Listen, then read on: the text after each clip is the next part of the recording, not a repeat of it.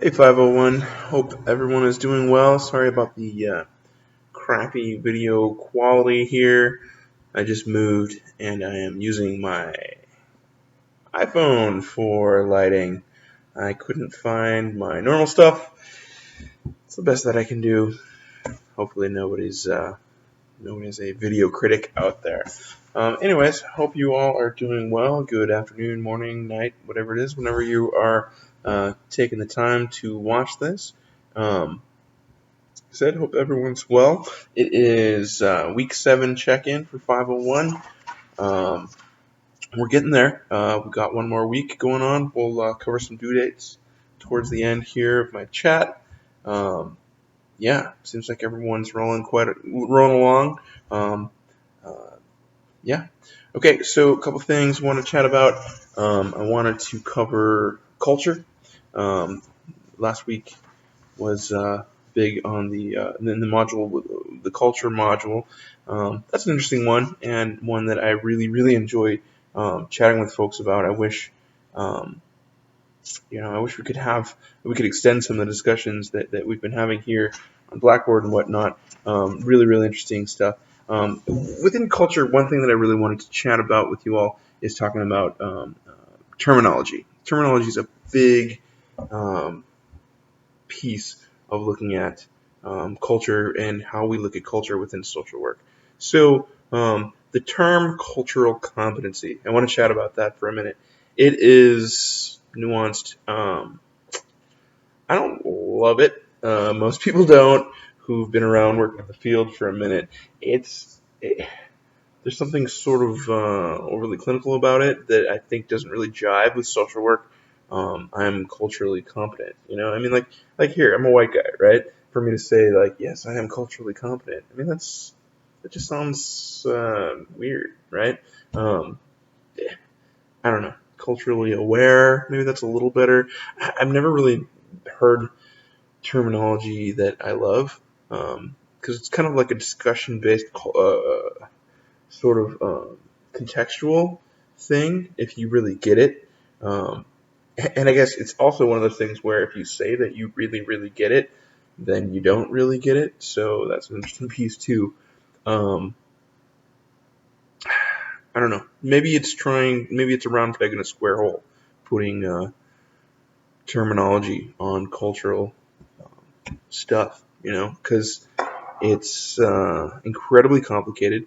Um, there is there are huge differences between groups and huge differences between individuals within those groups.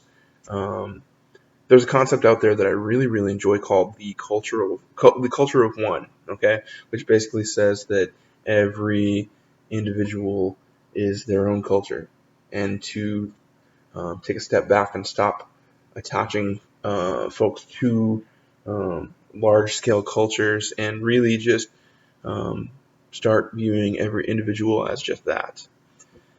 That appeals to me. I like it. Something gets lost when you're looking at some of the importance of large scale culture. Um, I don't know. I think we need both, but it's kind of tricky. Um, yeah, yeah, kind of tricky. Ethnocentrism, we talked about that. And the quizzes, I believe. There's another thing in class. What I like to do is ask the shocking question for everyone. Raise your hand if you're ethnocentric. Anybody who doesn't raise their hand is wrong, because all of us have a certain degree of ethnocentrism. It's where we came from. It's okay. I think what's important is that we own that, understand that, realize that, and then can sublimate that to um, being able to share our own culture and thereby respecting other cultures. And okay, so that leads me to another piece that I want to chat on really quickly. Um, One thing that I think I saw really missed in some of the quiz answers and the discussion.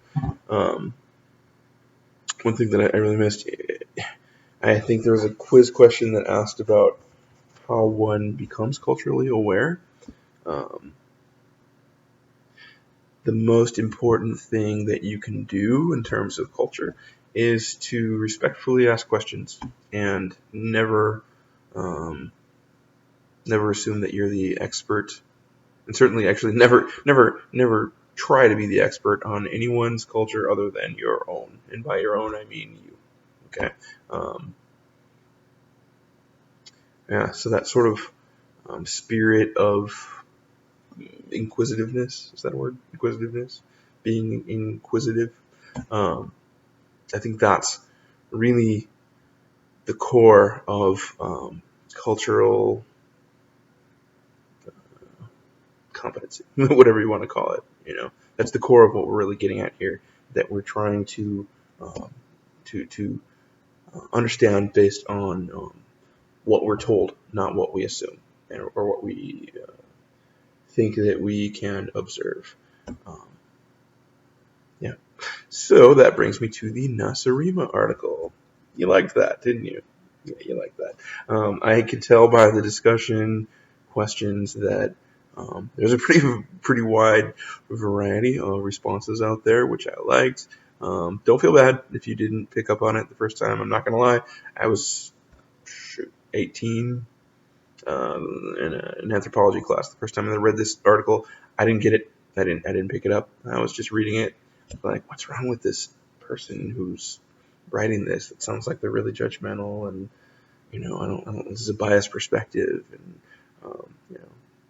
and then also these people do seem a little odd to me, though. I'm not gonna lie. So the whole thing tricked me. Anyways, cool point, right? You put it all together, folks who are tricked, or who were tricked the first time they read it, or even if you have that aha in the middle of it, kind of proves a cool point. Sort of a point of perspective, which I really appreciate. So, hope you enjoyed that. Seems like you did. Another thing I want to talk about: attachment as a concept.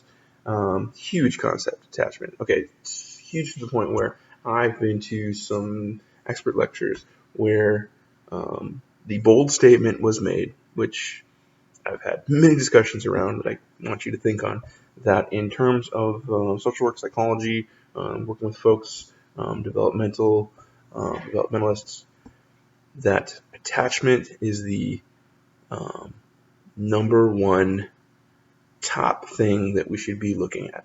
Okay, that is the most profound determiner on human development.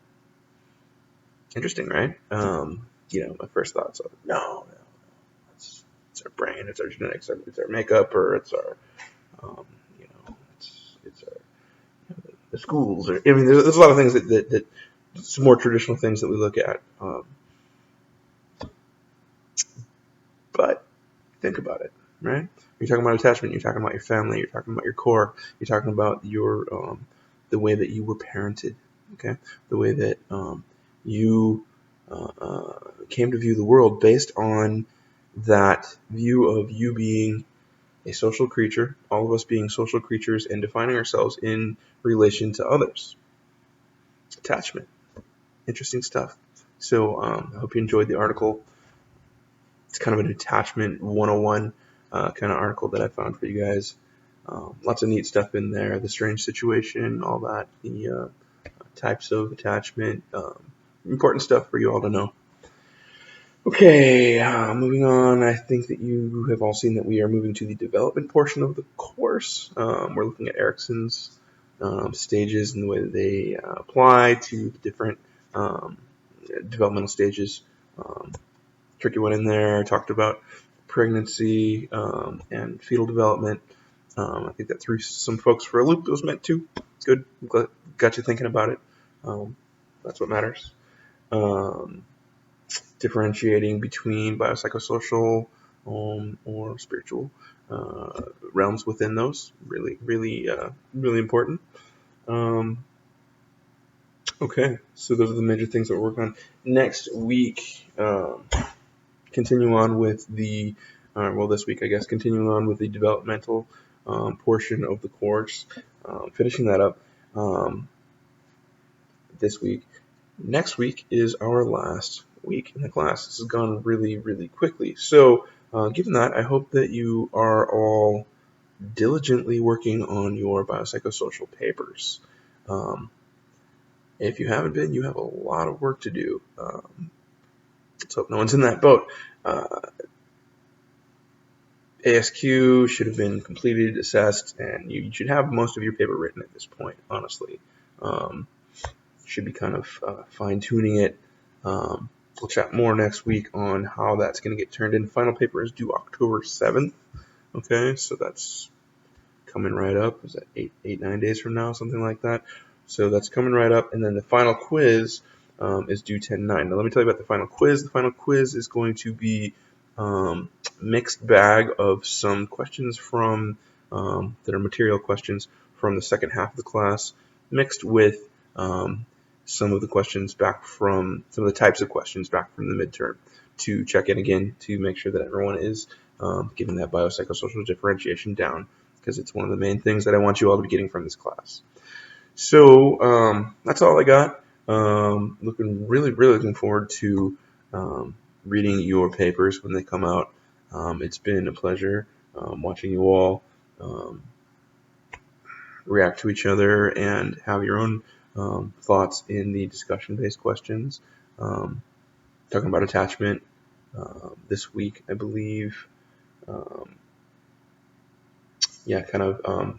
you can do some reflection on your own development or those close to you, because I think that's an important piece of what we're doing here, is applying these concepts to our own lives and what we know best. So looking forward to hearing more about that, and that's all I got. We will check in next week. Thanks, 501. Talk to you soon.